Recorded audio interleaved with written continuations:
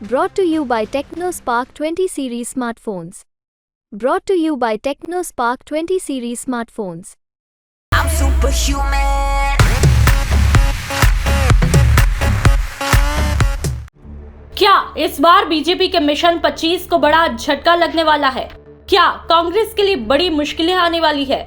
जी हाँ, ये सवाल इसलिए क्योंकि कुछ सीटें बीजेपी और कांग्रेस के लिए करो या मरो जैसी बनी है। ऐसे में एक सीट बांसवाड़ा डूंगरपुर है जिसने हर किसी को चौंका डाला है। वजह साफ है, उभरती हुई बाप पार्टी। पहला लोकसभा चुनाव लड़ रही बाप के प्रत्याशी राजकुमार रोध के नामांकन रैली के सैलाब ने हर किसी को चौंका दिया।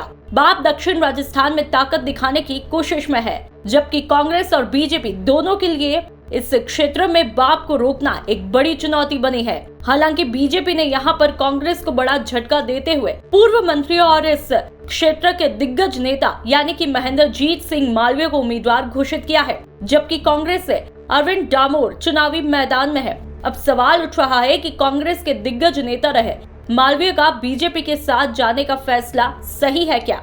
इस पूरे मामले में CSGS के समन्वयक प्रोफेसर संजय लोढ़ा का कहना है कि मालवीय की लोकप्रियता की बात को नकारा नहीं जा सकता, लेकिन बावजूद इसके मालवीय का बीजेपी में जाना बहुत समझदारी वाला निर्णय नहीं दिख रहा। उनका बीजेपी के साथ जाना उनका व्यक्तिगत नुकसान साबित हो सकता है, क्योंकि संभावना ये भी है कि बीजेपी में रहते उन्हें आदिवासी समाज का उतना बड़ा समर्थन नहीं मिलेगा जितना कांग्रेस में रहते हुए मिल रहा था।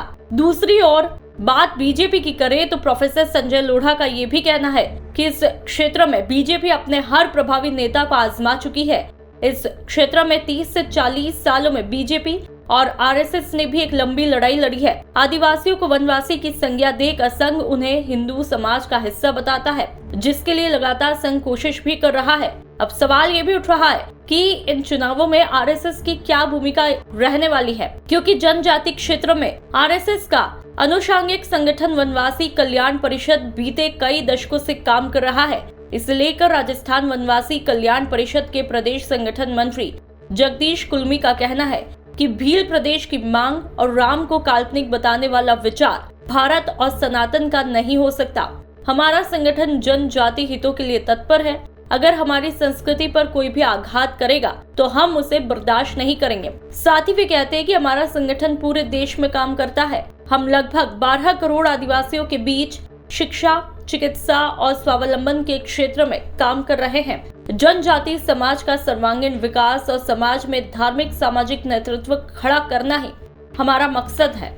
साथ ही वे ये भी कहते हैं कि हमारे कार्यकर्ता इस चुनाव में सामाजिक उद्देश्यों के साथ जमीन पर जाएंगे। हमारे 2 उद्देश्य है, पहला 100% मतदान और दूसरा राष्ट्रहित में मतदान। इसके लिए हम हमारे परिवार, स्कूल के पूर्व छात्र और समाज के बीच जा रहे हैं। इन चुनावों में मतदान के लिए सभी को सक्रिय कर रहे हैं। हमारा बड़ा उद्देश्य ये भी है कि जनजाति समाज के सदस्य धर्म और संस्कृति को छोड़ते हैं तो उन्हें जनजाति सूची से डिलीट किया जाए, उन्हें आरक्षण समेत तमाम सुविधाओं से वंचित किया जाए। इसके लिए भी काम कर रहे हैं। बहरहाल अब देखना ये होगा कि बांसवाड़ा डूंगरपुर पर किसका कब्जा होगा। ब्यूरो रिपोर्ट, राजस्थान तक।